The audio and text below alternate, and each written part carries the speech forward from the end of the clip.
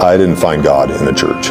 I found him when everything in my life started to fall apart. And that has been a theme throughout my entire life. I find God and I find my connection with him to be most powerful in the darkest times of my life. When my identity was shattered, when my self-confidence was wrecked, when everything that I thought I knew about myself was being stripped away.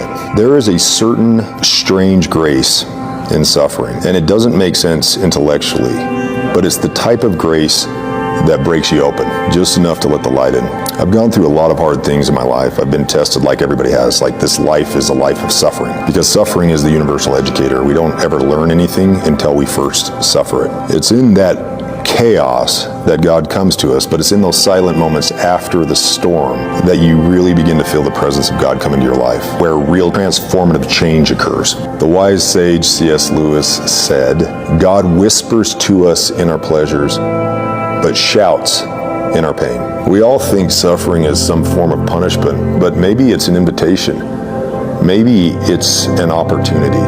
Maybe it's actually a sacred blessing to break the clouds of ignorance, to strip away all of the pretending and see the face of God. The wound is actually the place where God's light enters you. The Sufi proverb states that when the heart weeps for what is lost, the soul rejoices for what is found. Sometimes God lets us break not to punish us, but to rebuild us without the lies.